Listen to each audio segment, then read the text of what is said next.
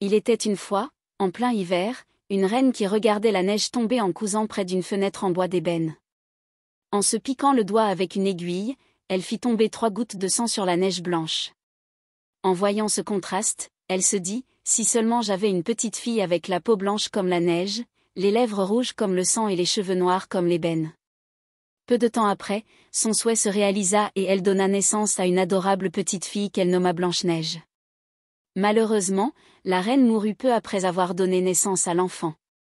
Le roi, veuf, se remaria avec une belle femme, mais elle était très méchante et vaniteuse.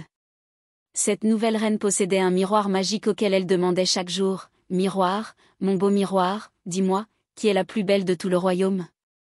Le miroir répondait toujours, « Vous, ô reine, êtes la plus belle. » Mais un jour, le miroir répondit, « Reine, vous êtes belle, c'est vrai, mais Blanche-Neige est 1000 fois plus belle que vous. » La reine devint jalouse et en colère.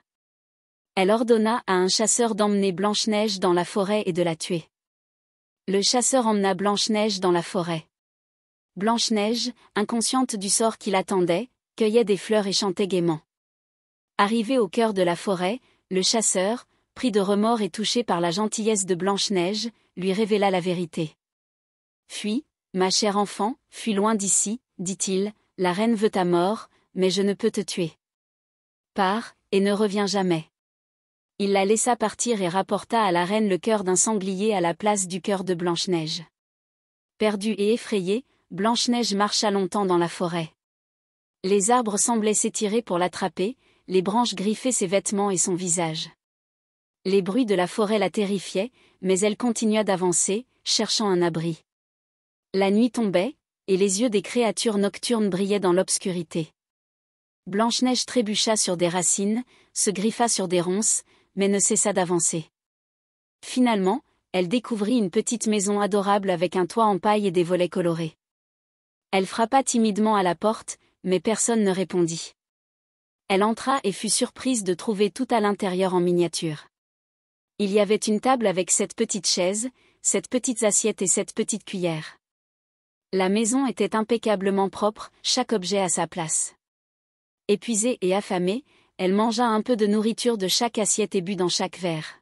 « Que ces gens sont soignés, pensa-t-elle, je ne veux pas tout manger. » Puis, elle monta à l'étage où elle trouva 7 petits lits alignés. Chaque lit était bien fait, avec des draps blancs et des oreillers moelleux. Fatiguée, elle s'endormit dans le dernier lit. Quand les propriétaires de la maison, 7 nains qui travaillaient dans la montagne à extraire des pierres précieuses, rentrèrent du travail, ils furent surpris de trouver Blanche-Neige. D'abord méfiants, ils inspectèrent la maison, découvrant les assiettes vides et les chaises déplacées. « Quelqu'un a mangé dans nos assiettes, » dit l'un des nains. « Quelqu'un a bu dans nos verres, » ajouta un autre. En montant à l'étage, ils trouvèrent Blanche-Neige endormie. Au début, ils pensaient qu'il s'agissait d'un intrus, mais en voyant son innocence et en entendant son histoire, ils furent touchés. Les nains décidèrent de la garder avec eux pour la protéger de la méchante reine. Blanche-Neige s'installa chez les nains et prit soin de la maison. Elle nettoyait, cuisinait, et leur préparait de délicieux repas. Les nains, bien qu'occupés par leur travail, devinrent très attachés à elle. Chaque matin, avant de partir travailler, ils lui disaient de se méfier des étrangers et de ne jamais ouvrir la porte à quiconque. Blanche-Neige s'épanouissait dans cette nouvelle vie. Elle passait ses journées à chanter avec les oiseaux, à cueillir des fleurs et à s'occuper du jardin. Les animaux de la forêt devenaient ses amis, venant souvent l'aider dans ses tâches ménagères. Les nains lui racontaient des histoires merveilleuses sur les trésors cachés dans les montagnes et sur les créatures magiques qui vivaient dans la forêt. Pendant ce temps, la méchante reine apprit par son miroir que Blanche-Neige était toujours vivante. Furieuse, elle se déguisa et alla chez les nains pour essayer de tuer Blanche-Neige. La reine, déguisée en vieille marchande, frappa à la porte de la maison des nains. Blanche-Neige, méfiante, ouvrit légèrement la porte. La vieille femme lui montra un magnifique corset en soie. « Que vous êtes belle, ma chère enfant, essayez donc ce corset. » Blanche-Neige, séduite par la beauté du corset, laissa entrer la vieille femme. La reine l'aida à mettre le corset et le serra si fort que Blanche-Neige tomba à terre, sans souffle. Heureusement, les nains arrivèrent à temps et coupèrent le corset, sauvant Blanche-Neige. Les nains lui rappelèrent de ne jamais ouvrir la porte à des inconnus. Blanche-Neige promit d'être plus prudente à l'avenir. La reine ne s'avoua pas vaincue. Elle fabriqua un peigne empoisonné et retourna chez les nains, déguisée en marchande. Elle frappa à la porte et montra un peigne magnifique à Blanche-Neige. « Regardez ce peigne, il rendra vos cheveux encore plus beaux. » Blanche-Neige hésita, mais la vieille femme paraissait si gentille. Elle la laissa entrer et accepta le peigne.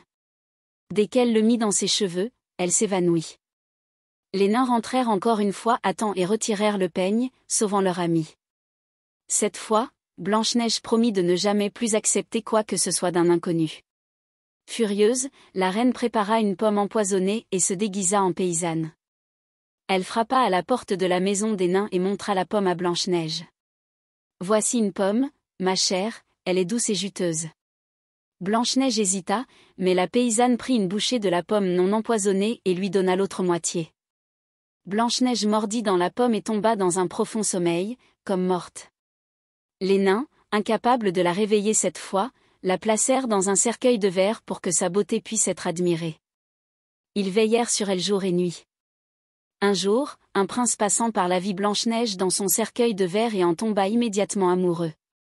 Il demanda aux nains de pouvoir l'emporter pour lui donner une sépulture digne d'elle. En chemin, un des porteurs trébucha, et le morceau de pomme empoisonnée sortit de la gorge de Blanche-Neige. Elle se réveilla, et le prince, fou de joie, lui demanda de l'épouser. Blanche-Neige accepta avec bonheur. La méchante reine, découvrant que Blanche-Neige vivait et allait se marier, demanda une dernière fois à son miroir, « Miroir, mon beau miroir, dis-moi, qui est la plus belle de tout le royaume ?» Le miroir répondit, « La jeune reine est 1000 fois plus belle que vous. » Enragée de rage, la reine fut invitée au mariage, où elle fut punie pour sa méchanceté. Blanche-Neige et le prince vécurent heureux pour toujours, et les nains venaient souvent leur rendre visite au château. Blanche-Neige n'oublia jamais la gentillesse des nains qui l'avaient protégée, et elle les aimait comme sa propre famille. Au château, Blanche-Neige et le prince organisèrent de grandes fêtes pour célébrer leur bonheur avec tout le royaume. Les nains furent souvent les invités d'honneur, et ils apportaient toujours des cadeaux précieux trouvés dans les montagnes. Blanche-Neige devint une reine. Aimée et respectée, apportant justice et paix dans tout le royaume. Elle veillait à ce que tous vivent en harmonie avec la nature, et les animaux de la forêt, ses vieux amis, venaient souvent la voir. Ainsi, la bonté et l'innocence triomphèrent, et tout le royaume vécut dans la paix et la joie. Les enfants grandirent en écoutant l'histoire de Blanche-Neige, apprenant l'importance de la bonté, de l'amour et du courage face à l'adversité.